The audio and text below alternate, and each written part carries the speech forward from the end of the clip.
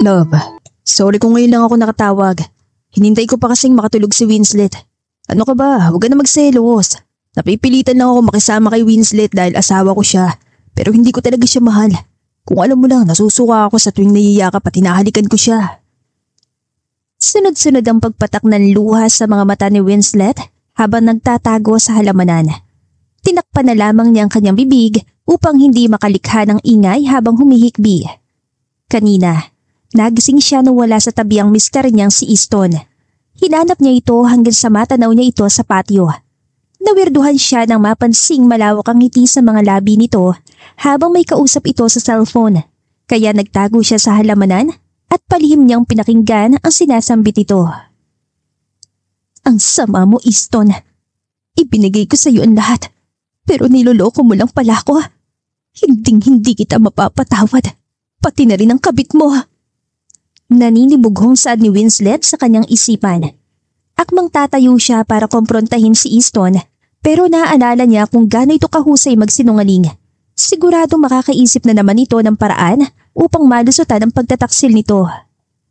Mananahimik muna ako. Pero hindi ibig sabihin ay palalagpasin ko ng kasalanan mo. Sisiguraduhin ko na pagbabayaran mo ang panloloko mo sa akin. At kung sino man ang kabit mo, pagsisisihan niya na pumatuli siya sa lalaking may asawa. Habang nanginginig sa galit, ay maingat na bumalik si Winslet sa kwarto. Humiga siya sa kama saka nagtalukbong ng kumot pero hindi siya makatulog. Dahil parang punyal na bumabaon sa dibdib niya ang ideya na may ibang babae na niyayakap ang kanyang mister. Maya-maya, narinig niya ang pagbukas ng pinto. Naramdaman niya rin na humiga sa kabilang side ng kama si Easton. Mariin niyang ipinikita mga mata at pinigil ang paghikbi. Kinabukasan, habang naliligo sa banyo si Easton ay sinamantala ni Winslet ang pagkakataon upang buksan ang cellphone nito. Chinat niya ang bawat number na nakalagay sa contacts nito pero wala siya makitang kakaiba hanggang sa may naaalala siya. Oo nga pala, color blue yung cellphone na palaging ginagamit ni Easton. Pero kulay black yung cellphone na hawak niya kagabi. Ibig sabihin, yun ang cellphone na ginagamit niya para tawagan ng kabit niya. Pero nasan ang cellphone na yun? Muling naghanap sa buong kwarto si Winslet pero hindi niya makita ang isa pang cellphone. Maya-maya, narinig niyang namatay ang shower sa banyo. Mukhang tapos nang maligo si Easton kaya bumalik siya sa pagkakahiga at nagkunwaring natutulog pa. Isang araw, nakipagkita siya sa best friend niyang si Doreen. Ano? May ibang petchay na kinakain ng mister mo? Halos maibuga ni Winslet ang iniinom na juice dahil sa pagiging taklesan ng kaibigan niya. Wala talagang preno yung bibig mo. Bakit nakakalimutan mo nasa restaurant tayo? Hindi lang tayong tao rito. Masisisi mo ba ako? Nagulat ako sa nalaman ko. Wika ni Doreen sabay kibit-balikat. Kung sa bagay, kahit ako, hindi ako makapaniwala na magagawa yun ni Easton. Hindi ko nga alam kung saan ako nagkulang Ibinigay ko naman ang lahat ng gusto niya. Luminga-linga sa paligid si Doreen at nilapit ito mukha sa kaibigan nito. Friend, huwag ka ma-o-offend ha. Pero baka hindi ka magaling sa kama kaya naghanap ng ibang putahe ang mister mo. Baka hindi ka nag-helicopter kaya nabore siya sa'yo. Helicopter? Bakit naman ako sasakay sa helicopter? Inosenteng tanong ni Winslet. Ay, ang hirap sa'yo, nakapag-asawa ka na't lahat-lahat, conservative ka pa rin.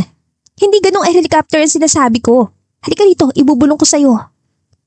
Kahit naguguluhan, ay nilapit ni Winslet ang tainga sa kanyang kaibigan. Nanlaki ang mga mata niya habang pinapakinggan ang ibinubulong nito. Ikaw talaga friend, puro na lang kalokohan ang nasa isip mo.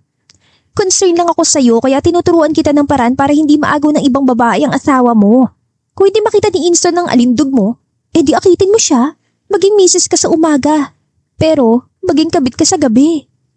Hindi na kailangan dahil magpa-file na ako ng annulment. Sasampahan ko rin siya ng kaso at ang kabit niya. Wow! Independent woman ang peg ng friend ko. Kung sa bagay, hindi na uso ngayon yung mga babae na naghahabol sa lalaki. Nakakasira lang ng beauty. Sabi ni Doreen habang tumatango. Oo naman hindi ko sasayangin ang buhay ko sa walang kwentang lalaki. Pinilit ngumiti ni Winslet pero sa loob-loob niya ay nadudurog ang puso niya. Nakilala niya si Easton nung minsan siya nagbakasyon sa Palawan. Dahil sa kabutihang ipinakita ng binata, ay mabilis niya itong nakapalagayan ng loob. Akala niya, Travel friend lang ito at pagkabalik sa Maynila ay hindi na niya ito makikita. Pero sinundan siya ni Easton sa Maynila dahil hindi raw siya makalimutan nito. Mabilis na umusbong ang pagmamahalan sa kanilang mga puso at dahil nasa tamang edad na ay nagpasya na silang magpakasal. Sa sobrang pagmamahal niya kay Easton ay binigyan niya ito ng posisyon sa kumpanya bilang project manager. Sa ngayon, 8 buwan pa lang silang kasal at wala pang anak. Isang beses, pinuntahan ni Winslet ang family lawyer na si Attorney Lastimosa. I'm sorry Winslet, pero hindi madali ang gusto mong mangyari. Kailangan mo munang mapatunayan na may kabit talaga mister mo bago mo siya sampahan ng kaso. Attorney, narinig ko mismo na kausap niya yung kabit niya. Nag-I love you pa nga siya sa babaeng yun. Mariing sambit ni Winslet habang palakad-lakad sa attorney's office. Pero sa cellphone mo lang narinig ang usapan nila kaya madali yung i-deny. Meron ka bang matibay na ebidensya kagaya ng ibinabahay ni isa ng babae niya? Wala po, attorney. Hindi ko rin kilala yung kabit niya. Biglang kumalma ang kaninang galit na si Winslet. Matapos uminom ay ibinaba ng abogado ang tasa ng kape. Kung ganoon, bumalik ka na lang kapag nakahanap ka na ng matibay na ebidensya. For now, asikasuhin ko muna ang mga ibang kliyente ko. Yes, attorney. Bagsak ang mga balikat ni Winslet habang naglalakad palabas ng law firm. Dumiretso siya sa kumpanya. Pagkapasok sa opisina ay pinatawag ng sekretary na si Fatima. Kumusta yung pinapa-imbestiga ko sa'yo? Ma'am, ito po yung mga files na nakuha ko. Naging maingat po ako sa pagkuha ng mga ito. Kaya sigurado ko na wala nakakalam na pinapa-imbestigahan niyo ang financial transaction ng kumpanya. Wika ni Fatima habang inilalapag sa lamesa ang kumpol ng mga dokumento. Agad na binulat-lat ni Winslet ang mga papeles. Naniningkit ang mga mata niya habang binabasa mga datos na nakasaad doon. Tama nga ako. May nawawalang 100 million pesos sa kumpanya. Yes, ma'am. At according sa data na nakuha ko, yung nawawalang pera ay dapat nakalaan sa mga projects na propose ni Sir Easton.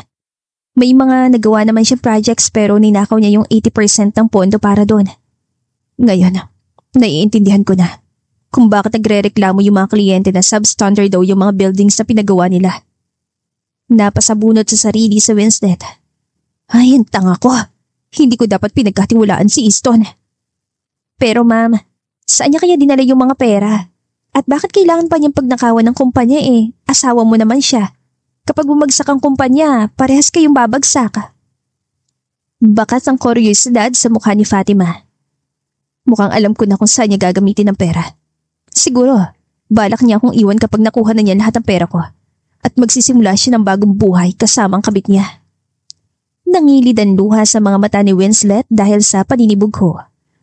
Po, may kabit si Sir Easton? Nanlalaki ang mga mata ni tanong ni Fatima. Oo, pero sa susunod ko na ikukwento sa'yo. Sa ngayon, mag-focus ka muna sa paghahanap ng additional evidence at siguraduhin mo na walang ibang makakaalam nito. Yes, ma'am. I'll make sure na hindi mabubulilyaso ang investigation natin. Alam ko naman talagang maaasahan ka, kaya ikaw ang inassign ko sa trabahong to. Magiliw na wika ni Winslet sabay pisil sa balikat ng kanyang sekretarya. 5 taon na itong nagtatrabaho para sa kanya at maraming beses na nitong napatunayan na mapagkakatiwalaan ito. Nang mag-isa na lamang sa opisina ay nabaling ang tingin ni Winslet sa wedding picture nilang mag-asawa na nakalagay sa office table. Kinuha niya yon saka tinapon sa basurahan. Wala kang kasing sama, Easton. Niloloko mo na nga ako, gusto mo pang pabagsakin ng construction company na pinaghirapan ng pamilya ko. Isang malaking pagkakamali na minahal kita. Kung may babalik ko lang ang dati, hindi na sana kita pinakasalan. Umanda ka. Babawiin ko ang pera ko. Hindi ko hahayaan na makinabang ang kabit mo sa perang pinaghirapan ko. Minana niya ang construction company sa yumaon niyang ama. Kung nabubuhay lang ito, siguradong sesermonan siya nito dahil sa mga maling desisyon niya. Ang mami naman niya ay namatay sa panganak kaya hindi niya ito nakilala. Babe, bakit o lalaki riyan? Bumalik ang ulirat ni Winslet nang marinig ang boses ng mister niyang si Easton. Kanina ka pa ba riyan? Hindi, kararating ko lang. Bukas ang pinto kaya pumasok na ako. Tugon ni Easton hanggang sa mapatingin ito sa trash can. Oh, bakit nasa basura ng wedding picture natin? Don't tell me, ikaw nagtapon nito? Napalunok si Winslet, naghahagilap ng sasabihin.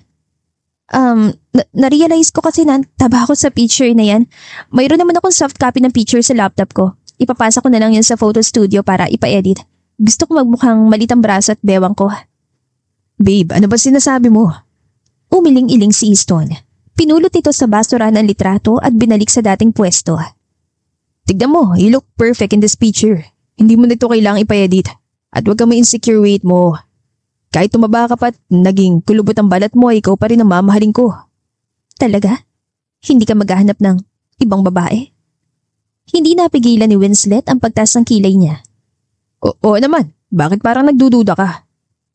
Pinilit ngumiti ni Winslet saka inayos ang kwelyo na mister. Of course not. Wala naman akong dahilan para magduda. Di ba? Oo naman, Han. Ikaw lang babaeng mahal ko. Kaya nga ikaw ang pinakasalan ko. Tugon ni Easton habang hinahaplos ang pisngi na misis ito. Ang sweet talaga ng habi ko. Hindi talaga ako nagkamali na ikaw yung pinili ko. Sambit ni Winslet gamit ang malambing na tono. Pero sa isip niya ay gusto niyang sampalin ang kanyang asawa. Anyway, Han, hindi ka pa ba alis? Di ba ngayon ang meeting mo kay Mr. Deo? Oo nga pala, hindi ko na makalimutan. I have to go, Han. Humalik si Easton sa pisngi na misis nito saka lumabas ng opisina. Agad namang kumuha ng wipe si Winslet at madiin na pinunasan ng kanyang pisngi. Hindi niya alintana kahit namumula na ang mukha niya sa kakakuskos. Kadiri, ayoko makapitan ng mikrobyo ng cheater na yon. Samantala, nang matapos ang meeting ay pumunta si Easton at ang assistant niya sa isang restaurant. Pinareserve nila ang buong building para malaya silang makapag-usap. Sir, may problema tayo. Mukhang kinukutuban na si Ma'am Winslet may nawawalang pera sa kumpanya. Paano nangyari yon? Akala ko ba inayos mo lahat ng ito? Nanlilisik ang mga mata na tanong ni Easton. Sir, sinunod ko po lahat ng ipinapagawa niyo sa akin. Pero masyadong pakialamera yung assistant na si Fatima. Kapo nakita ko siyang kinakalkal yung mga files na nakalagay sa bodega. Pero sa tingin ko wala naman siya nakuhang ebidensya. Mabuti naman. Mukhang wala pa rin alam si Winslet. Pero hindi pa rin tayo pwedeng makampante. Kailangan nating kumilos bago pa matuklasan ni Winslet ang mga anomaly ang ginagawa natin. Ano pa bang plano nyo? Mukhang wala na ibang choice kundi mawala si Winslet. Dahil wala kaming prenup agreement, sa akin mapupunta lahat ng ari-arian niya kapag namatay siya. Naiatras si Marco ang magkabilang balikat. Sir, papatayin natin si Ma'am Winslet, pero hindi ko kayang pumatay. Huwag ka na maarte, mamili ka. Susundin mong utos ko o parehas tayo makukulong. Siyempre po, susundin ko kayo. Paano po bang gusto niyo mangyari? Sambit ni Marco habang nakababa ang mukha. Ikaw nang bahala kung paano mo papatayin si Winslet. Bibigyan kita ng budget para mabili mo lahat ng kailangan mo. Kung kailangan mong umupa ng tao, gawin mo. Sige po, sir. Siya nga pala, sa isang araw ay pupunta ako sa Canada para sa business trip. Mahigit 1 buwan ako mag-i-stay doon. Gusto ko pagkabalik ko, nagawa mo ng utos ko. Yes, sir. Hindi ko kayo bibiguin. Kahit parang may bikig na nakabara sa lalamunan, ay pinilit na sumagot ni Marco. Isang gabi, absent ang driver ni Winslet kaya siya na lang ang nagmaneho pa uwi. Nakaupo naman sa passenger seat si Fatima. Wala itong lisensya kaya hindi ito pwedeng mag-drive. Ma'am, nakaalis na po pala si Sir Easton papuntang Canada. Oo, nandoon siya para makipagkita sa isang big client. Pero ma'am, alam mo nang ninanakawan niyang kumpanya. Bakit hinahayaan mo pa siyang makipagkita sa kliyente? Paano kung magnakaw ulit siya? Hindi mangyayari yon dahil nakaisip na ako ng paraan kung paano protektahan ang pera ng kumpanya. At habang nasa Canada si Easton, sasamantalihin kong pagkakataon para mapatunayan na meron siyang kabit. Ang brainy talaga ng ma'am ko. Kung tuso si Sir Easton, dapat maging tuso ka rin. Sambit ni Fatima habang pumapalakpak na mahina. Pero, naipicheck niyo na ba ang travel record niya? What if kasama niya sa Canada yung kabit niya? Mayroon na akong inutusan para gawin yun. Pero ang sabi ng tao ko, walang babaeng kasama si Easton. Bihira din siya lumabas ng hotel. Umalis lang siya kapag pupunta siya sa meeting. Naku-curious na rin tuloy ako kung sinong babae ni Sir Easton. In fairness, ang galing magtago ng asawa mo, ma'am. Sinabi mo pa. Diyan naman talaga magaling ang mga cheater sa pagtatago. Totoo yan, ma'am. Natawa na lang si Fatima. Pero kumunatan noon ito nang mapatingin sa bandang likod. Ma'am, parang kanina pa tayong sinusundan ng kotse na yun . Sinilip ni Winslet ang side view mirror at napansin nga niyang itim na kotse na nasa likuran nila. Oo nga no, 5 kanto na nalagpasan natin pero hindi pa rin siya lumiliko. Pagtataka ni Winslet, binilisan niya ang pagmamaneho at napansin niya na ganoon din ang ginawa ng nakasakay sa itim na kotse. Tama ka, sinusundan niya tayo. Naku ma'am, sino kaya yung siraulong yun? Baka kung ano gawin niya sa atin. Natatarantang saad ni Fatima. Relax ka lang, walang mangyayaring masama sa atin. Tugon ni Winslet. Mas lalo niyang binilisan ang pagmamaneho. Pero nagulat na lang siya na nasa harapan niya ang itim na kotse. Agad niyang inapakan ng brake upang hindi sila magkabanggaan. Hindi pa man niya naipoproseso ang nangyayari, ay nakita na niyang bumaba ang lalaki nakabonet mula sa itim na kotse at nagkasa ito ng baril. Baba! Bumaba kayo dyan! Habang nanginginig ang mga tuhod, ay sinunod din na Winslet at Fatima ang utos ng armadong lalaki. Please, huwag mo kaming sasaktan. Ibibigay ko lahat ang gusto mo. Isa-isang tinanggal ni Winslet ang mga suot na hikaw at kwintas, saka binigay ang mga ito sa lalaki. Heto, sa'yo na mga alahas ko. Kung kulang pa bibigyan kita ng pera, magkano bang gusto mo? Hindi ito tungkol sa pera. Kailangan kong sundin ang utos ng boss ko. Kundi, malalagot ako sa kanya. Sabi ng lalaki at itinutok ang baril sa ulo ni Winslet. Boss mo? Sinong boss mo? Bakit gusto niya akong ipapatay? Tanong ni Winslet kahit halos walang lumalabas sa boses mula sa lalamunan niya. Di ko kailangan sagutin na tanong mo. Ang mahalaga, magawa ko ng malinis ang trabaho ko. Okay, hindi na kita tatanungin. Pero meron akong ipapakiusap sa'yo. Please, hayaan mo makatakas si Fatima. Ako na lang ang saktan mo.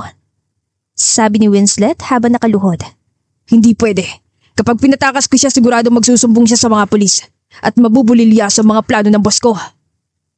Diyos ko, mama, anong gagawin natin? Hindi ako pwedeng mamatay. Ako lang inaasahan ng pamilya ko. Bulong ni Fatima habang mangiyak-ngiyak. Huwag ka mag-alala. Hindi ko hayaang mangyari yan. Mahinang sambit ni Winslet. Ano pong ibig niya sabihin? Basta magtiwala ka lang sa akin. Hoy, anong pinagbubulungan niyo dyan? Bahagyang naglayo sina Winslet at Fatima. Wala to, nagdarasal lang kami. Tama yan, magdasal kayo. Dahil ito ng huling gabi ng buhay niyo. Hindi na binigyan ni Winslet ang pagkakataon ng lalaki na tapusin ang sinasabi nito. Nang makakuha ng tiyempo, ay sinipa niya ang tuhod nito at inago ang baril mula sa kamay nito. O ano, nasaan ang tapang mo ngayon? Sandali, relax ka lang. Baka makalabit mong gatilyo. Biglang namutla ang lalaki. Itinaas nito magkabilang braso at lumuhod ito. Sige, hindi ko ito ipuputok.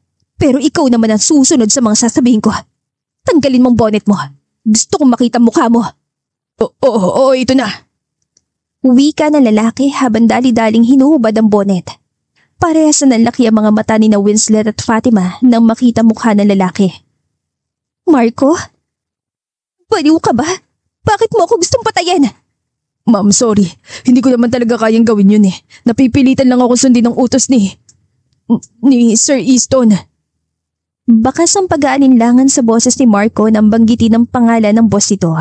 Nanlambot naman ang mga tuhod ni Winslet dahil sa kanya narinig. Muntikan pa siya matumba sa lupa, pero agad siyang sinalo ni Fatima. Anong klaseng lalaki ang pinakasalan ko?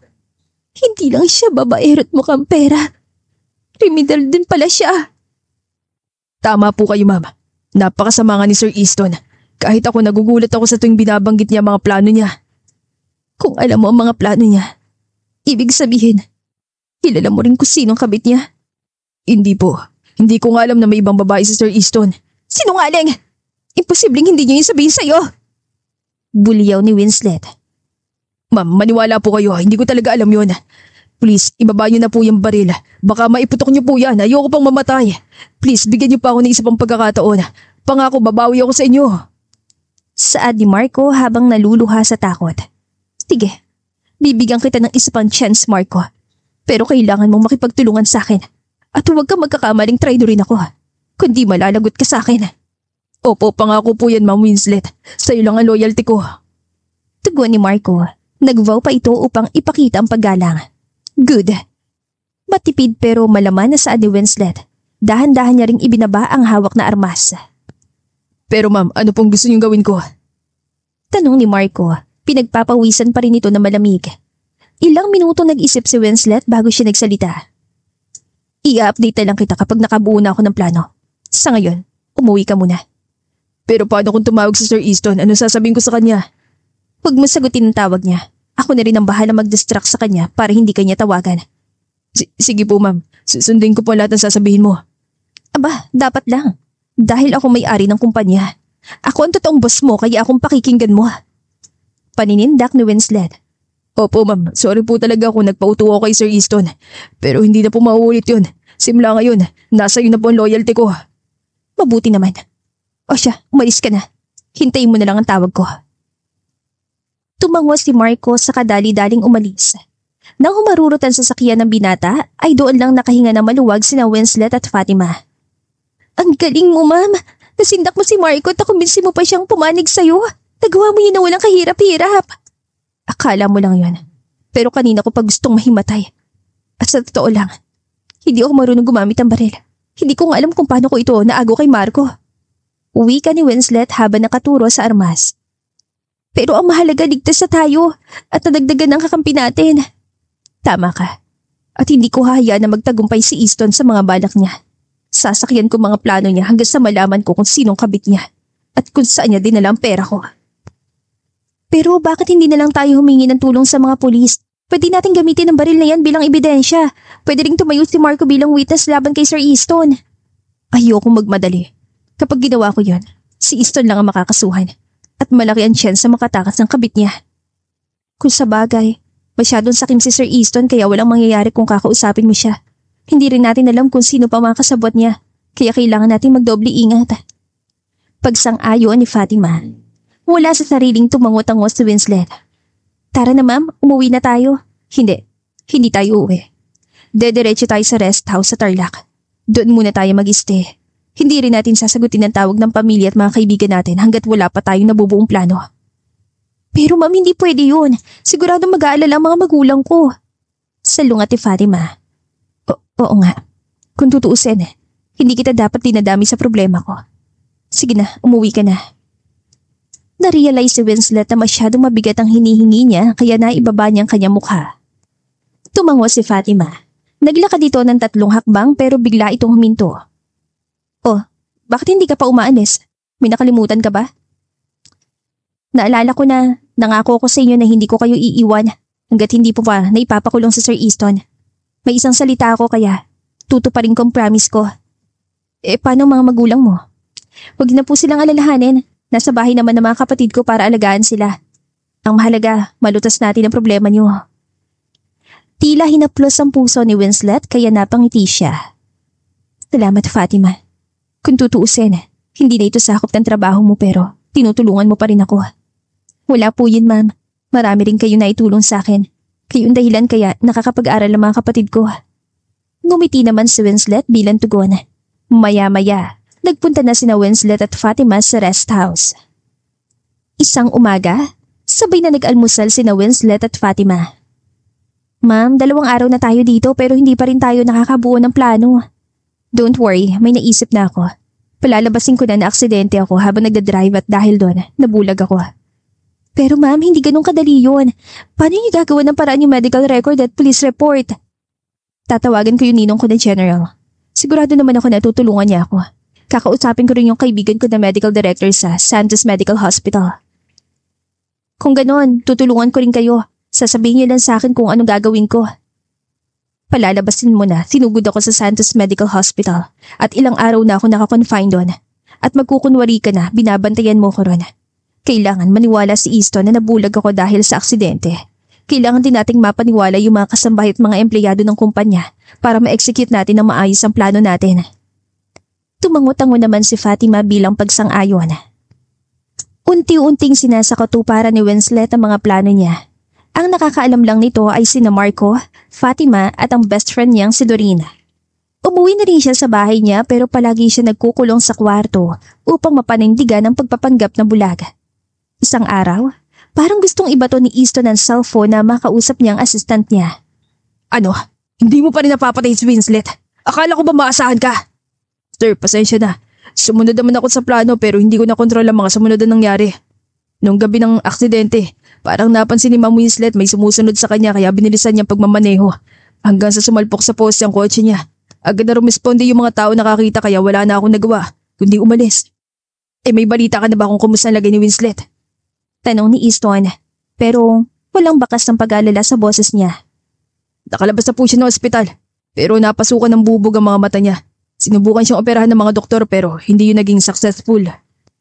Ibig sabihin, bulag na si Winslet? Gumuhit ang sakim ng ngiti sa mga labi ni Easton. Oo sir, ganun nga nangyari. Namukhaan ka ba niya? Paano yung kotse na ginamit mo? Sir, wala kang dapat ipaglala dahil hindi niya ako nakilala. Huwag mo na rin isipin yung kotse dahil sinunog ko na yon. That's good. Kahit buhay pa si Winslet ay hindi na siya makapagtrabaho. Big sabihin, ako nang papalit sa kanya bilang presidente ng kumpanya. At mas madali ko maililipat sa pangalan ko mga pera ng Ehano Construction Company. Ganun na nga po sir. Ngayon wala na makakapigil sa inyo. Sulsol ni Marco. Akalain mo yun? May nagawa ka pa rin maganda. Dahil dyan, may bonus ka sa akin kapag nakauwi na ako sa Pilipinas. Salamat sir. Pagkatapos makipag-usap sa kanyang tauhan, ay in-off na ni Easton ang cellphone. Habang malawak ang ngiti sa mga labi, ay umupo siya sa sofa na parang senyorito. Sorry ka na lang Winslet. Parang baldado ka na ngayon kaya wala ka na magagawa. Nangangatin ng mga palad ko. Excited na akong mangalay ang mga kamay ko sa pagbibilang ng milyon-milyon. Samantala, habang nasa kwarto ay nagring ang cellphone ni Winslet at agad niya itong dinampot. Hello Marco? Hello ma'am. Nakausap ko na si Sir Easton. Sinunod ko yung script na ibinigay mo at mukhang naniniwala talaga siya na bulag ka na. Sambit ni Marco mula sa kabilang linya. Good. Sigurado ka ba na hindi siya nakahalata na scripted ang mga sinabi mo? Sigurado ako ma'am. Nung sinabi ko na bulag kay masyado siya na-excite kaya hindi na siya masyado nagtanong. Sige, siya nga pala. Si Fatima na lang ang kukontak sa'yo kapag may papagawa ko. Malapit ang umuwi si Easton kaya kailangan ko magdoble ingat. Pagkatapos magsalita ay tinago ni Winslet ang cellphone sa secret cabinet. Maya-maya, narinig niyang may kumakatok sa pinto. Ma'am, nandito po si Ma'am Doreen. Gusto ko raw po niyang dalawin. Sambit ng kasambahay na si Aling Hilda mula sa labas ng kwarto. Sige po, papasukin niyo siya. Bahagyang nilakasan ni Winslet ang kanyang boses upang marinig siya na matanda. Inayos niya ang pagkakaupo. Maya-maya, nakita niya si Doreen na papasok ng kwarto pero hindi siya nagpakita ng anumang reaksyon. Hinintay niya muna makaalis si Aling Hilda bago siya nagsalita. Friend, kumusta yung pinakuha ko sa'yo? Heto, inabot sa akin to ng ninong mo kaninang umaga. In fairness, magaling yung gumawa nito kaya hindi mahalatang peke. Mahina sambit ni Doreen habang inaabot ang mga fake medical records at police report. Thank you friend, maaasahan ka talaga. Magiliw na sambit ni Winslet habang binabasa ang mga dokumento. Binola mo pa ako. Ay, kung hindi lang kita kaibigan, hindi ko gagawin to. Sorry na, promise babawi ako sa'yo kapag naayos ko na lahat ng to. Okay lang naman sa akin na tulungan kita. Pero nag-aalala ako sa'yo. Paano kung mapahama ka? Bakit kasi nagpapanggap ka pang bulag? Wala akong ibang choice. Ginawa ko lahat para mahuli si Easton at ang kabit niya. Kumuha na rin ako ng private investigator pero wala nangyari. Naisip ko, kung magpapanggap akong bulag magiging kampante si Easton. Ita-take advantage ko ang sitwasyon ko para maghanap ng mga ebidensya laban sa kanila ng babae niya. Honestly, kinakabahan ako sa plano mo. Pero bilang best friend mo, susuportahan kita. Huwag ka na mag-alala, Beshi. Mag-iingat naman ako. Natigilan si Winslet dahil nakarinig siya ng yabag na mga paa. Tila papalipit ang mga ito sa kanyang kwarto. Ilan segundo niyang pinigil ang paghinga hanggang sa nakita niyang bumukas ang pinto at pumasok mula roon ang kanyang mister. Hindi pala nailak ni Aling Hilda ang pinto. Mabuti na lang, malakas ang pakiramdam niya. Winslet, my wife. Alalang-alala ako sa'yo. Kaya pala hindi kita makontakt. May nangyari palang masama sa'yo. I'm sorry kung ngayon lang ako nakauwi. Dapat pala kinansel ko na lang ang meeting ko sa kliyente at hinanap kita. Baka nailigtas pa kita at hindi ka tuluyan na bulag.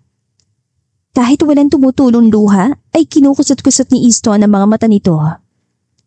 Han, aksidente nangyari kaya huwag mo sisihin ang sarili mo. Kinapaka pa ni Winslet ang mukha ng kanyang mister. Kahit ang totoo ay gusto niya itong ipagtulakan palayo. Huwag kang maglalahan. Hindi kita pababayaan. Ako mismo maghahanap ng personal nurse na mag-aalaga sa'yo. Hindi na kailangan. Nandiyan naman si Doreen. Nagpresenta siya na alagaan ako. Uwi ka ni Winslet saka palihim na sinanyasan ng best friend niya. Alam niya na mas lalo siyang mapapahamak kapag kakilala ni Easton ang nurse na mag-aalaga sa kanya. Oo. Hindi naman ako busy kaya ako na lang ang mag-aalaga kay Winslet. Tugon ni Doreen na makuha nito ang pinapahiwatig ng kaibigan. Han, willing si Doreen na alagaan ako. Sige, maganda nga yun dahil mag-enjoy kang kausap si Doreen. Pero kukuha pa rin ako ng nurse para dalawang mag-aalaga sa'yo.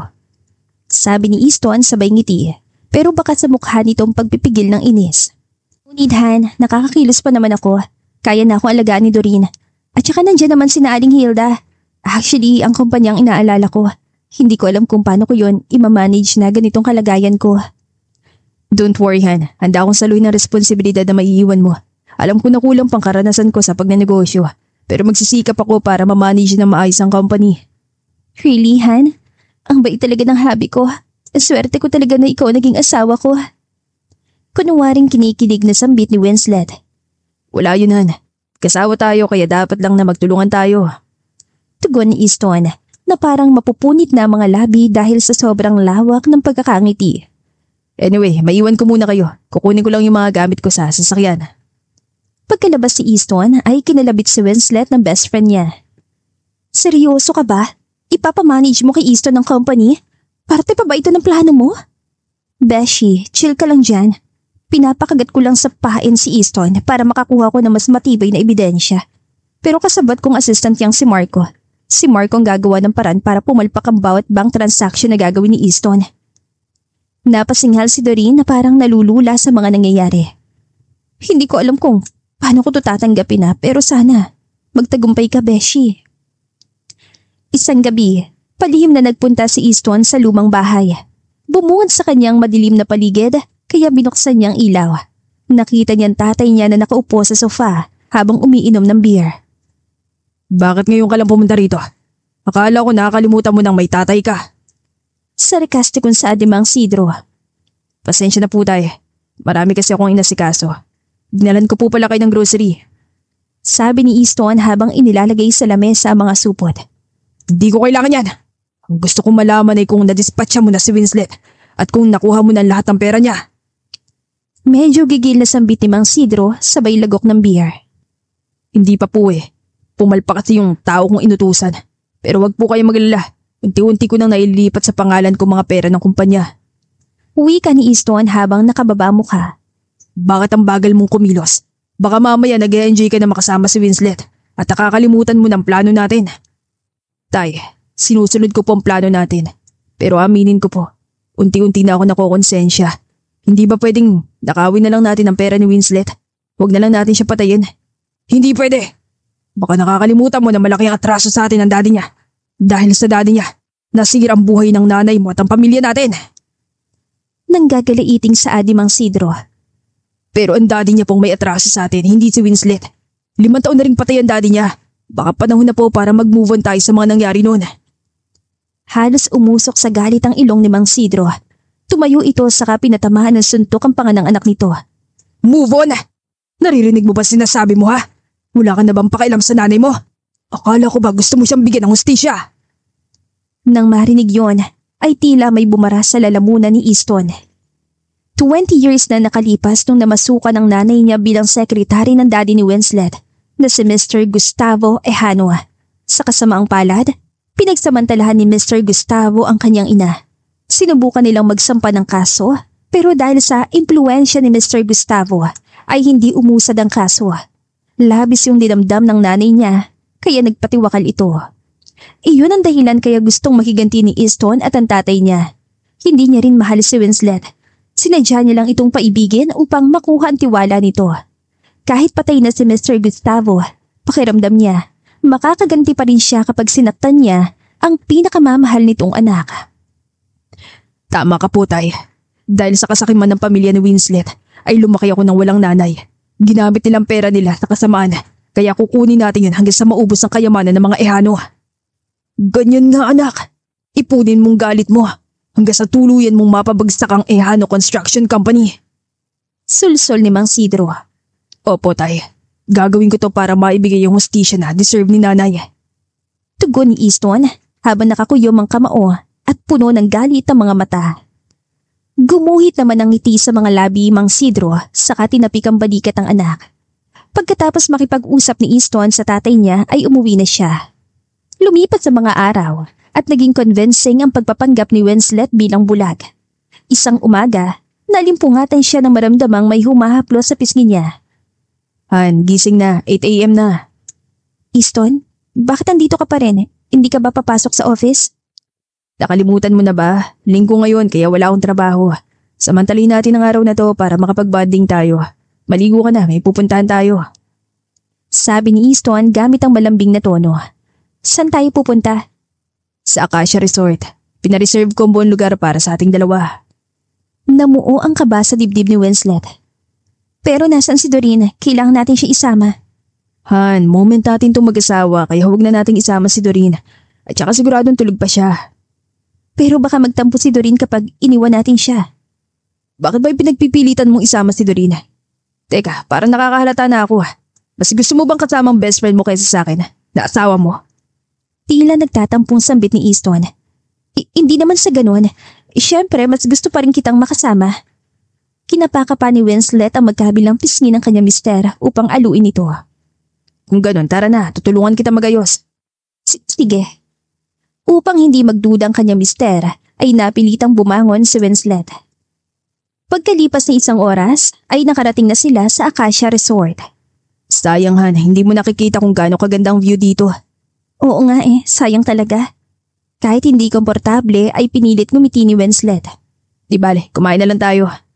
Tama, nagugutom na ako. Hindi tayo nakapag-breakfast bago umalis ng bahay. Biglang umurong ang dila ni Winslet na makita niya na may kinuhang pakete si Easton mula sa bulsa ng pantalon nito.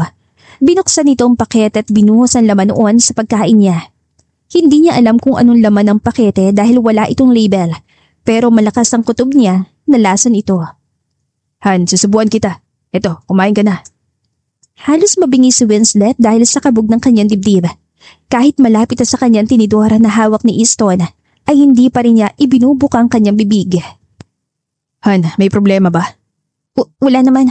Narealize ko lang na gusto kong itry yung OMAD diet, kaya hindi muna ako kakain. Han, baka magkasakit ka niyan. Kailangan mong kumain lalo na't kalalabas mo lang ng ospital. Giit ni Easton habang idinudot-dot ang tinidor. Pero ayoko talagang kumain. Please, wag mo na akong pilitin. Narinig ni Winslet ang pagbuga ng hininga ni Easton. Halatang napipiko na ito sa kanya. Ay, sige, huwag tayong kumain. Swimming na lang tayo. Pero ayoko. Bago pa makatanggi si Winslet ay ipinangko na siya ni Easton saka inihagi sa pool. Han, tulungan mo akong umahon! Alam mo hindi ako marunong lumangoy! Pinilit magsalita ni Winslet kahit nalulunok na niyan tubig sa pool. Han, kaya mo yan. Aalalayan naman kita. At saka nandito tayo para mag-enjoy. Halos manikip ang dibdib ni Winslet na makita na nakaupo sa gilid ng pool si Easton at palihim na humahagik-hik. Hindi niya mawari kung paano ito nakakatawa habang pinapanood siyang makipaglaban kay kamatayan. Naloko na. Paano ako makakaligtas ng hindi nalalaman ni Easton na nagpapanggap lang akong bulag? Winslet! Sandali lang! Ililigtas kita! Parang nabunutan ng tinik sa dibdib si Winslet na makitang kaibigan si Doreen. Dali-dali itong tumulon sa pool at tinulungan siyang umahon. Beshi, okay ka lang ba? Saadi Doreen habang binabalutan ng tuwalya ang best friend nito. Mabuti na lang dumating ka. Salamat sa pagligtas mo sa akin ha. Paano nga pala nalaman na nandito ako? Ipagkagising ko hinanap kita pero hindi kita makita. Sabi na Aling Hilda, pumunta raw kayo dito. Han, okay ka lang ba? Tanong ni Easton na makalapit sa dalawang babae. Nagawa mo talagang itanong yan pagkatapos mo akong hayaang malunod? Piko na sambit ni Winslet. Han, I'm sorry pero hindi naman kita hinayaang malunod. Binabantayan nga kita. Masyado ka lang nadaranda kaya akala mo nalulunod ka. Maski na. Dapat tilapitan mo pa rin ako nung humihingi ako ng tulong. Han, sinadya ko na huwag kang lapitan para i-push ka na tumayo sa sarili mong paa. Gusto ko lang naman iparealize sa'yo na hindi porket bulag kay wala ka nang kayang gawin. Pag-alo ni Easton, naikuyom ni Winslet ang kamao dahil sa inis. Kung hindi lang masisirang mga plano niya, ay kanina pa niyang ingunod-ngod sa tile sa mukha ni Easton. Pinilit niyang ngumiti bago magsalita. Naiintindihan ko ng point mo, Han. Tama ka. Kahit bulag ako, dapat maging productive pa rin ako. Ganun nga, Han. Next week, i-enroll kita sa swimming class. Ikukuha kita ng pinakamagaling na coach para mabilis ka matuto. Sagot ni Easton at niyakap siya na mahigpit. Bagamat naaasiwa ay pinulupot ni Winslet ang mga braso sa leg nito. Halos masukan naman si Doreen na makitang nakikipagyakapan siya sa manloloko niyang mister. Tumalikod na lamang ito upang hindi makahalata si Easton. Dumaan ang mga araw, patuloy na sinakiyan ni Winslet ang panguto ni Easton. Pero lingid sa kaalaman nito ay palihim niya itong minamatsyigan. Isang beses, magkatabi silang nakaupo sa sala. Han, mukhang madilim ang ambience itong sala. Iparenovate kaya natin to. Ano sa tingin mo? Han, kahit naman iparenovate to ay hindi ko pa rin ito makikita. Medyo natatawang sa ni Winslet. Ay, oo nga pala. Masyadong insensitive ang tanong ko. I'm sorry, Han.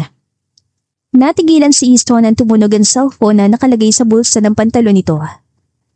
Palihim na namilog ang mga mata ni Winslet na makita niya na hinugot ni Easton ang cellphone na kulay itim. Iyon ang cellphone na ginagamit ito para makipag-usap sa kabit ito. Kaya nakakatiyak siya na ang kabit ito ang tumatawag. Han, tumatawag yung supplier ng mga bakal. Sasagutin ko lang to. Sige, Han. Pero dito mo lang siya kausapin at ilagay mo sa loudspeaker. Gusto ko maging updated sa presyo ng mga construction supplies. Wag na, Han. Ayoko ma-stress ka kaya ako nang bahalang makipag-usap sa supplier. Hindi na hinintay ni Easton ang sasabihin ng misis ito at naglakad ito papunta sa labas ng bahay. Akala mo maiisahan mo ko, ha? Uwi ka ni Winslet sa kanyang isipan, sa dahan-dahan sinundan ng kanyang mister. Naka-day off ang lahat ng mga kasambahay kaya malaya siya nakakakilos. Iniwasan niya rin ang mga CCTV para kung sakaling i-check yon ni Easton ay hindi ito maghihinala. Pagkarating sa labas ng bahay ay nagtago siya sa isang sulok at pinakinggan ng kanyang mister. Ano, ngayon na? O sige, papunta na ako. Sabi ni Easton sa kausap. Sa sobrang pagkataranta ay dali-dali itong sumakay sa kotse at humarurot paalis. Saan ka pupunta, Easton? Saad ni Winslet sa kanyang isipan. Beshi, ano ginagawa mo riyan? Di ba dapat nakaupo ka lang sa loob ng bahay? Baka mamaya may makakita pa sa'yo. Sabi ng kararating lang na si Doreen. Umalis si Easton. Sa tingin ko pupuntahan niya yung kabit niya. Natatarantang sa ni Winslet. Kung ganoon, sundan natin siya nang malaman na natin kung sino yung kabit niya. Suwestyon ni Doreen. Oo, humanda sila sa akin. Mariing sabi ni Winslet saka sumakay sa van. Agad namang pumuwesto sa passenger seat ang best friend niya. Mabuti na lang, hindi pa nakakalayo yung kotse ni Easton kaya madali nila itong nahabol. Sinundan nila ito hanggang sa huminto ito sa tapat ng ospital. Di ba ito yung St. Lucas Hospital? Bakit nagpunta si Easton sa liblib na ospital? Well, malalaman lang natin kapag sinundan natin siya. Tara na, Besh. Sige, mukhang exciting ang mga susunod na eksena. Tama-tama, nangangati ang mga palad ko. Tutulungan kitang sabunutan at kalbuhin ang babae ni Easton. Sabi ni Doreen habang pinagkikiskis sa mga palad. Natawa lang naman si Winslet sa sinabi ng kanyang kaibigan at naglakad na siya papasok sa ospital. Pagkalabas ng elevator ay luminga-linga sa paligid ang magkaibigan. Teka, papunta ito sa DRA. Bakit dito siya dumiretso? Shh, ka muna maingay, Beshi. Bulong ni Winslet habang nakalapat ang hintuturo sa kanyang bibig. Nakita nila ang grupo ng mga nurse na naglalakad. Sinabayan nila ang mga ito upang hindi sila mapansin ni Easton. Maya-maya pa, pasimple silang lumayo sa mga nurse at nagtago sa madilim na sulok. Habang naroon ay natanaw nila si Easton na nakatayo sa labas ng delivery room at kausap ang doktor. Congratulations, sir. Lalaki ang anak niyo. Maraming salamat po, Doc. Kumusta po ang girlfriend ko? Maayos naman ang lagay niya. Pwede mo na siya makausap. Sige po, Doc. Maghiliw na tugon ni Easton saka pumasok ito sa DR. Parang binuhusan ng malamig na tubig si Winslet at sunod-sunod ang pagpatak ng luha sa kanyang mga mata. Hanggang ngayon, dinaramdam pa rin niya ang pagtataksil ng kanyang mister. Pero mas masakit palang malaman na may anak ito sa ibang babae. Huy, Beshi, anong iniiyak-iyak mo riyan? Dapat mag-eskandalo ka rito sa ospital para malaman nilang lahat na ikaw ang legal na asawa. Dali na, kalmut-kalmutin mo mukha ni Easton hanggang sa manghiram siya ng mukha sa aso. At sabunutan mo yung kabit hanggang matanggalan lahat ng balahibo niya sa katawan. Gigil na sa Adi Doreen. Gusto kong gawin yan. Pero paano? Nakita mo ng kapapanganak lang na babae ni Easton. Paano ko malagay sa alanganin ng buhay niya kapag sinaktan ko siya? Sabi ni Winslet sa gitna ng paghikbi. Ay, kung sa bagay, cargo de konsensya mo pa kapag may nangyaring masama doon sa kabit at sa baby. Suminghal na lamang si Doreen upang pigilan ang inis nito. Pero hindi ako papayag na masayang ang pagpunta natin dito. Kailangan ko makakuha ng ebidensya na may anak si Easton at ang kabit niya. Mariing saad ni Winslet. Binuksan ni Winslet ang cellphone niya at humakbang papalapit sa delivery room. Maingat niyang pinihit ang pinto at kinuna ng video si Easton habang kayakap ang kabit ito. Ngayon, nakilala na kita. Ikaw palang kabit ang asawa ko. Sabi niya sa kanyang isipan habang nagingit-ngit ang mga ngipin. Pagkatapos mag-video ay pinatay na ni Winslet ang cellphone. Besh, umalis na tayo. Ilang maunahan natin si Easton pa uwi. Aalis na tayo? Hindi man lang ba natin ipagtatanong kung anong pangalan ng kabit ni Easton? Besh, kahit kulitin pa natin ng mga nurse at doktor dito, hindi sila magsasalita dahil bawal sila magbigay ng information. Madali lang yun. E di, offeran mo sila ng pera. Lahat na yata ng bagay ngayon ay nadadaanan na sa pera. Malabo yun. Kilalang St. Lucas sa pagkakaroon ng matatapat na doktor at nurse, kaya hindi sila magbibigay ng confidential information. Siguradong yun ang dahilan kaya dito nila dinala ni Easton ng babae niya. Suminghal si Winslet saka umirap sa hangin. Iniingatan niya talaga ang pagkatao ng babae niya. Sayang naman, excited na akong pahiin si Easton at yung kabit niya. Ay, pero di bale, at least may lead ka na kung sino yung malanding babae na yun. Oo nga, pero kailangan na nating umalis bago pa may makakita sa atin. Saad ni Winslet. Habang nagmamaneho ay binalingan siya ni Doreen. Besh, bigla ko lang na-realize, di ba 8 months pa lang kayong kasal ni Easton, tapos nakapanganak na yung kabit niya?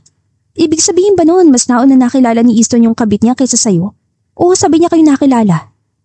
Oo nga no, ang weird doon. Pero kung may girlfriend si Easton bago niya ako nakilala, bakit niya ako pinakasalan? Iyon nga rin nakakapagtaka. Ay, di bali na nga. Ang mahalaga, ikaw pa rin ang legal wife.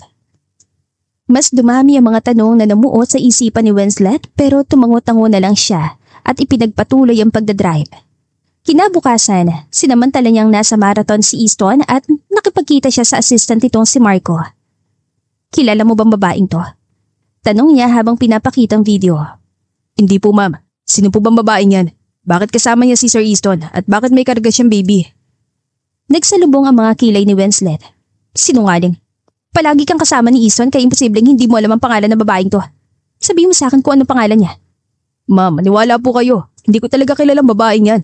Pero kung gusto niyo, alamin ko kung sino siya. Susubukan kong kalkalin ng mga gamit sa office ni Sir Easton.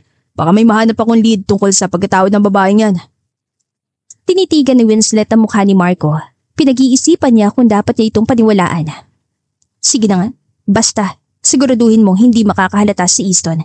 Kapag pumalpa ka, gagamitin kong impluwensya ko para mabulo ka sa kulungan. Opo ma'am, hindi ko po nakakalimutan na malaki ang atraso ko sa inyo kaya ginagawa kong lahat para bumawi sa inyo. Sige, tawagan mo ko kapag meron ka ng update. Napangisi na lamang si Winslet habang pinapanood kung paano manginig sa takot si Marco. Dumaan na mga buwan hanggang sa tinawagan siya ni Marco. Hello ma'am, sorry po kung natagalan. May update na po ako tungkol sa babae ni Sir Easton. Mabuti naman. Ngayon, sabihin mo sa akin ang mga nalaman mo. Siya po si Jasmine Cortez, 26 years old siya, at nakatira sa Delias Village. Nalaman ko rin na si Sir Easton ang nagbigay ng bahay niya. Sige, salamat. Nakuha ko na lahat ng information kailangan ko tungkol sa babaeng yun. Yun lang po ba? Hindi man lang po ba tayo pupunta sa bahay niya? Hindi na. Ayoko rin siya makaharap. Gusto ko lang malaman ang pangalan niya para alam ko ang sasabihin ko sa speech ko. Speech? Ano pong speech? Malalaman mo na lang. Sabi ni Winslet. Napangisi siya habang ini-imagine ang plano niya. Isang gabi, nasa mamahaling resort sina Winslet at Easton para ipagdiwang ang kanilang first wedding anniversary. Han, bakit ang dami mong inibita sa bisita? Diba, ang usapan natin ay simple celebration lang? Han, itong first wedding anniversary natin, kaya dapat lang na ang grande celebration natin. Ikaw lang naman ang inaalala ko. Sa kondisyon mong yan, dapat nagpapahinga ka na ng ganitong oras. Han, huwag mo kong alalahanin. Kaya kong sarili ko. Actually, nakapaghanda pa nga ako ng sorpresa para sa'yo. Nakangiting saad ni Winslet. Han, hindi ka na dapat nag-abala. Ayoko mapagod ka. It's okay, Han. Deserve mo to. Dito ka lang, ha? Panoorin mo yung gagawin ko. Sige, Han. Kung ano mang performance ang gagawin mo, galingan mo at mag-iingat ka. Abot tay nga ngiti ni Easton saka pumalakpak. Wala itong kaalam-alam na maya-maya lang ay gugustuhin na nitong magpalamon sa lupa. Oo naman, Han. Ilang buwan ko itong pinaghandaan. Sabi ni Winslet. Lumapit naman ang assistant niyang si Fatima. Inalalayan siya nito hanggang sa makakiyat sa stage. Huminga siya ng malalim saka tumayo sa tapat ng mic stand. Good evening, everyone. May I have your attention, please? Ngayon pa lang, humihingi na ako ng pasensya na aaminin ko. Hindi totoo na nasangkot ako sa car accident at hindi ako totoong bulag. Pagkatapos niyang sabihin yon ay nagbulungan ng mga bisita. Napilitan lang akong magpanggap para makahanap ng ebidensya laban sa magaling kong asawang si Easton. Nalaman ko kasi na matagal na niya ako niloloko. Yes, tama ang narinig niyo. May babae ang mister ko at Jasmine Cortez ang pangalan niya. Ang masakit pa, nagkaroon sila ng anak. Hindi totoo yan. Sa akin kayo makinig. Nagsisinungaling si Winslet. Kahit kailan, hindi ko siya niloko at wala akong ibang babae. Mariing saad ni Easton na makatayo ito. Talagang itatanggi mo pang panloloko mo, ha? Tignan natin kung makapagsalita ka pa. Sinanyasan ni Winslet ang sekretary niya hanggang sa nag-play sa malaking monitor ang video na kinunan niya sa ospital. Sa wakas, love, may anak na tayo. Ang cute niya. Nakuha niya mga mata mo. Pero anong plano mo? Ilan mo iiwan si Winslet? Huwag kang mag-alala. Malapit ko na makuha lahat ng pera ng kumpanya. Kaya malapit ko na rin siyang iwan. May inupahan na rin akong tao para patayin siya. Mas lalong nagulat ang mga bisita nang marinig ang huling sinabi ni Easton. Sandali! Kumalma kayong lahat. Nami-misinterpret niyo lang ang sinabi ko. Wala akong balak na patayin si Winslet. Huwag ka na magsinungaling, Sir Easton. Alam naman natin na totoo ang nasa video. Di ba ako pang ang inutusan mo para ipapatay si Ma'am Winslet? Pero hindi ko sinunod ang utos mo dahil hindi ko kayang pumatay. Biglang namutla si Easton na magsalita si Marco. Kita mo na, nilaglag ka na ng assistant mo kaya wala ka ng kawala. Hindi to pwedeng mangyari. Mariing saad ni Easton. Nagtangka siyang tumakbo patungo sa exit area pero agad siyang hinarang ng mga pulis na nagpapanggap na waiter. Bitiwan niyo ako! Hindi niyo ba nakikilala kung sino ko? Ako lang naman ang president ng Ehano Construction Company! Huwag ka nga mag-ilusyon, Easton. Ako pa rin ang president ng Ehano Construction Company. Tigilan mo na rin ang kaibangan mo dahil magbubulo ka na sa kulungan. Sisiguraduhin ko rin na magbabayad ang kabit mo. Lalo na ngayon, may ebidensya na ako laban sa inyo. Wika ni Winslet nang makababa ng stage. Biglang napaluhod si Easton. Sandali, huwag mong gawin yan. Please, ako na lang ang parusahan mo. Huwag mong idamay si Jasmine ng anak namin. No! Ipapakulong ko rin si Jasmine. Malaki ang kasalanan niya dahil nakipagrelasyon siya sa lalaki may asawa. Hindi! Kung tutuusin, nadamay lang siya dito. Mas nauna ko nakilala si Jasmine kesa sa'yo. Matagal ko na siyang girlfriend bago pa tayo nagpakasal. Kung totoo yan, bakit hindi na lang siyang pinakasalan mo? Bakit ginulo mo pa ang buhay ko? Tanong ni Winslet habang nagsasalubong ang mga kilay. Dahil kailangan kong tuparin ang pangako ko sa tatay ko na paghihigantihin kong pamilya mo. Pero sinabi ko kay Jasmine na hintayin niya ako at pagkatapos ko maghiganti, babalikan ko siya. You're unbelievable. Bakit mo ako gustong gantihan? Wala naman akong kasalanan sa'yo. Ikaw wala pero ang daddy mo malaki ang kasalanan niya sa pamilya namin. Pinagsamantalahan niya ang nanay ko. Dahil doon, nagpakamatay ang nanay ko at nasirang buhay namin ng tatay ko. Sinungaling ka! Huwag na huwag mong sisiraan ang pangalan ng daddy ko. Kilala ko siya. Alam ko na mabuting tao siya. Hindi niya magagawang ibinibintang mo. Totoo ang lahat ng sinabi ko. Masamang tao ang daddy mo. Kung ayaw mo pa rin maniwala, bakit hindi mo tanungin ang ninong Joel mo? Hindi na kailangan dahil alam ko na nagsisinungaling ka. Bakit naman ako maniniwala sa kriminal na katulad mo? Sabi ni Winslet habang nakataas ang isang kilay. Sunod niyang binalingan ng mga pulis. Mga sir, hulihin niyo na siya. Siguraduhin niyo hindi siya makakatakas. Tumango naman ang mga pulis. Mas hinigpitan ng mga ito ang pagkakahawa kay Easton at hinila lalaki palabas ng venue. Winslet, sandali! Pakinggan mo muna ako, hindi pa tayo tapos mag-usap. Ngunit kahit anong sigaw ni Easton ay hindi iyon pinansin ni Winslet. Binalingan na lang niya mga bisita at humingi siya ng paumanhin dahil sa skandalong nasaksihan ng mga ito. Lumipas sa mga araw, naging headline sa iba't ibang news article ang pagpapanggap niyang bulag at pagpapakulong sa sariling mister. Maraming reporters ang humiling na ma-interview siya pero tumanggi siya. Isang araw, kausap niya ang sekretarya niyang si Fatima. Ma'am, nandito na po ang lahat ng ebidensya na nakuha natin. Pwede niyo po itong ibigay sa abogado niyo. Sabi ni Fatima habang iniaabot ng isang envelope. Pero hindi man lang nag-react si Winslet.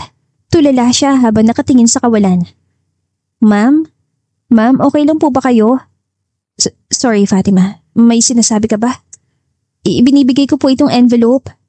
Sige, salamat. Wala sa sarili na kinuha ni Winslet ang envelope. Napansin niyo ni Fatima kaya tumabito sa kanya. Ma'am, hindi naman sa nanghihimasok ako. Pero iniisip niyo pa rin po ba yung sinabi ni Sir Easton? Humugot ang malalim na hininga si Winslet. Ewan ko ba. Sinasabi ng isip ko na huwag ko siyang paniwalaan. Pero hindi pa rin ako mapakali. Bakit hindi niyo tanungin yung ninong niyo? Di ba sabi ni Sir Easton, yung ninong niyo ang nakakaalam ng lahat? Tila may bikig na bumara sa lalamunan ni Winslet dahil sa suwestyon ng kanyang sekretarya.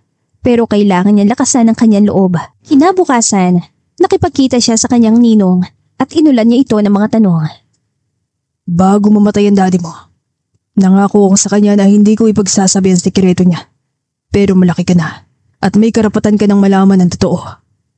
Ano po ba yun, ninong? Please sabihin niyo na po lahat ang nalalaman niyo. Wala pa man ay naluluha na si Winslet. Totoo na pinagsamantalahan ng daddy mo at sekretary niyang si Adele. Pero matagal nang nangyari yun at hindi umusad ang kaso dahil may inutusan ng daddy mo para sunugin ang mga ebidensya laban sa kanya. Napauwang ang bibig ni Winslet at nanlalamig ang buong katawan niya. Nagsasabi nga ng totoo si Easton. Kriminal si daddy. Pero bakit hindi ko alam ang tungkol doon? Bata ka pa lang nung nangyari yun. At saka nag-aaral ka sa Amerika noong time na yun. Sinigurado din ng daddy mo na hindi mo malalaman ang kasalanan niya. Ayaw kasi niya na masira ang tingin mo sa kanya. Pero tingnan niyo po ang nangyayari ngayon. Ako ang nagbabayad sa kasalanan niya. Dahil wala na si daddy, akong pinaghigantihan ni Easton. Hinanakit ni Winslet. I'm sorry, Iha. Hindi kita naprotektahan mula kay Easton. Hindi ko kasi alam na anak siya ni Adele. Pero huwag kang mag-alala. Igaganti kita. Sisiguraduhin ko na pagsisisihan ni Easton na pinaiyakan niya. Huwag na po. Hindi matatapos ang gulo na ito kung patuloy tayong magagantihan. Ako na pong bahalang umahis ito. Mariing sambit ni Winslet at padabog na umalis. Pagka-uwi sa bahay ay nagkulong siya sa kwarto at humagulgol ng iyak. Ngayon naiintindihan na niya. Hindi talaga siya minahal ni Easton. Ginamit lang siya nito upang makapaghiganti. Habang patuloy na umiiyak, ay napatingin siya sa picture ng daddy niya. Nakakapagtampo ka naman, daddy. Ang laki ng problemang iniwan mo sa akin. Bakit naman kailangan ako magbayad ng kasalanan mo? Masyadong mabigat ang pinagdadaanan niya kaya nagkulong muna siya sa kwarto. Kailangan niya ng panahon para makapag-isip ng maigi. Ipinaubaya niya muna kay Fatima ang pamamahala ng kumpanya. Pinupuntahan na lamang siya nito kapag may mga dokumento na kailangan niyang pirmahan. Patuloy siya nag-isip hanggang sa humantong siya sa isang mabigat na desisyon. Ang una niyang sinabihan ay ang best friend niya. Seryoso ka ba? Iuurong mo ang kaso laban kay Easton at sa kabit niya? Parang sinasayang mo lang pinaghirapan natin. Di ba nga kaya ka nagpanggap na bulag para makakuha ng ebidensya laban sa kanila? Sabi ni Doreen habang nakakunot ang noo. Oo. Pero hindi ko pa kasi alam noon na may kasalanan ng daddy ko sa pamilya ni Easton. Wika ni Winslet habang nakapangulumbaba. Ilang araw pa lang siyang walang ganang kumain. Pero malaki na ang pinayat niya. Oo, nandoon na ako. Pero hindi mo kasalanan ng daddy mo. Mali pa rin na niloko ka ni Easton. Baka nakakalimutan mo, ninakawan ka niya ng pera at ilang beses niyang pinagtangkaan ng buhay mo. Giit ni Doreen. Besh, hindi ko nakakalimutan yon. Maniwala ka, galit pa rin ako sa kanya at gustong gusto ko siyang gantihan. Pero narealize ko, kapag ipinakulong ko si Easton ay lalaking walang tatay ang anak niya. Paano ko masira din ang buhay ng anak niya? Ano na lang ang susunod na mangyayari? Kapag lumaki ang anak niya, maghihiganti rin sa akin? Paulit-ulit lang kaming magagantihan hanggang sa hindi na matatapos ang gulo na to at may madadamay pa ng mga inosenteng tao. Hindi ko hahayaan na mangyari yun. Ngayon pa lang, puputulin ko na ang cycle na ito. Litanya ni Winslet. So, gano'n na lang yun. Hayaan mo na lang silang mamuhay na masaya at may iwan ka malungkot. Akala ko ba matapang ka na't hindi ka na magpapaapi? Besh, hindi naman porket hindi ako gaganti, duwag na ako. Mas pinili ko magpatawad para magkaroon ako ng peace of mind. Ay, sige na nga. Kung yun ang paraan mo ng pag-move on, suportahan kita. Pero sabihin mo kapag nagbagong isip mo ha, willing pa rin akong makipagsabunutan kapag gusto mo sigurin ang kabit ni Easton. Besh, hindi na kailangan dahil magpa-file na ako ng annulment. Sana nga, mapabilis ang proseso dahil ayoko na magkaroon ng communication sa kanila. Don't worry, Besh. Alam mo naman nagmamay-ari ng law firm ang family ko. Ire-recommend ko sa yung pinakamagagaling naming lawyer. Sige, Besh. Hindi ko tatanggihan yan. Habang inaasikasong annulment ay nag-focus din si Winslet sa pamamahala ng kumpanya. Nalaman na rin niya kung saan dinala ni Easton ang mga perang ninakaw nito. Nakipagtulungan naman ito kaya madali niyang nabawi ang 100 million pesos. Pero pagkatapos noon ay hindi na siya nakipagkita dito. Kapag kailangan niyang kausapin si Easton tungkol sa annulment nila, ay ipinapadala na lang niya ang abogado niya. Lumipas sa mga taon hanggang sa natanggap na ni Winslet ang annulment paper. Thank God, malaya na ako. Hindi na ako nakatali sa apelyido ni Easton. At dahil single ka na, pwede ka na makipag-date ulit. Isa-set up kita ng blind date. Malay mo this time, mahanap mo na si Mr. Right. Besh, huwag na. Wala na sa isip kong pakikipag-date. Wala na rin akong balak na mag-asawa ulit. Nagdikit ang mga kilay ni Doreen. Ano? Gusto mong matawag na matandang dalaga? Why not? Parang cool pakinggan yun. At saka hindi ko naman ikamamatay kung tumanda akong dalaga. Masaya ding maging single. Hirit ni Winslet sabay hawi ng kanyang buhok. Kung yan ang gusto mo, susuportahan kita. At saka hindi ka tatanda mag-isa dahil nandito naman ako. Kahit anong mangyari, best friends tayo forever. Ngumiti si Winslet at niyakap na mahigpit ang kaibigan niya. Hindi niya yun palaging ginagawa pero sobra siyang na-touch sa sinabi nito. Itinuon na lamang ni Winslet ang atensyon sa pagpapatayo ng mga bagong negosyo. Nagtatag din siya ng organisasyon na sumusuporta sa mga kababaihan. Samantala, nang makalaya si Easton ay nagpunta siya sa Pampanga at doon nagsimula ng bagong buhay kasama ang kanyang pamilya. Naliwanagan na rin ang tatay niya. Napagtanto nito na walang magandang kahahantungan ng paghihiganti kaya mas pinili nitong magpatawad. At dito na po nagtatapos ang ating kwentong pag-ibig. Maraming salamat po sa pakikinig. To God be the highest glory. Hanggang sa muli. Paalam!